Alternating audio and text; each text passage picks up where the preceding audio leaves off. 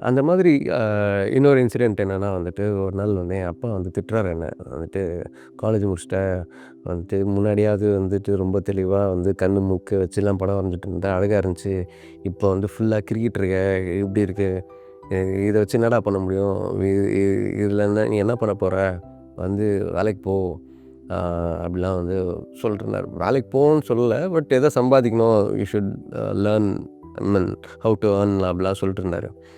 செம்ம கோவத்தில வந்து நான் வந்து ஒரு படம் வரையிறேன். வந்துட்டு வெறும் கேன்வாஸ எடுத்து என் கோவத்தெல்லாம் கொட்டின்ட்டு இருக்கேன்.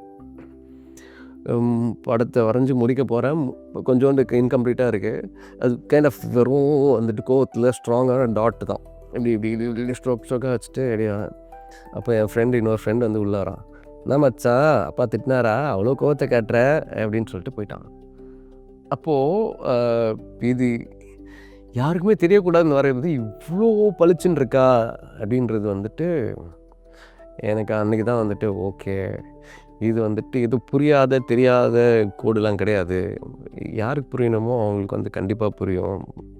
அப்படின்றது வந்துட்டு எனக்கு இது வந்து காலேஜ் முடிச்சதுக்கப்புறம் 2007, 8 அந்த ஸ்டேஜ்ன்னு நெனைக்கிறேன். அப்பத்துலேருந்து இன்னும் சீரியஸா ஒர்க் பண்ண ஆரம்பிச்சேன். ஓகே. அப்படின்னா நம்ம பார்க்குற, நம்ம ரசிக்கிற விஷயங்கள் தான். நெறைய கடல்ல வ இல்ல நான் நடந்து போறேன்.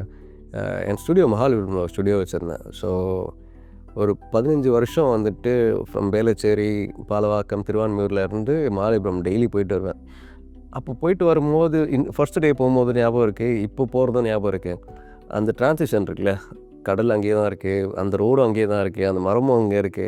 அந்த ரோட்ல இருக்க நெறைய மரங்கள்ல ஒரு 100 மரங்கள் ஃபோட்டோகிராஃப் பண்ணியிருக்காங்க. அந்த மரத்தோட ஃபோட்டோலாம் என்கிட்ட இருக்கு. அந்த மரம் இன்னைக்கு எப்படி இருக்கு? அதுக்கு முன்னாடி எப்படி இருந்தது? நம்ம ஒரு குழந்தைய வளர்த்தா எப்படி ஆசைப்படுவோம்?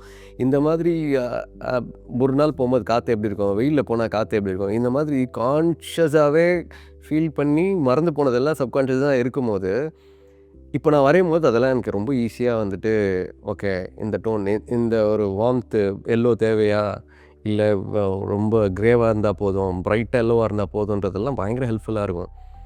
இதுதான் வந்துட்டு நான் அப்ஸ்ட்ராக்ட்டா அ ஒரு ஒரு விஷயத்த அப்ஸ்ட்ராக்ட்டான்னு சொல்லல.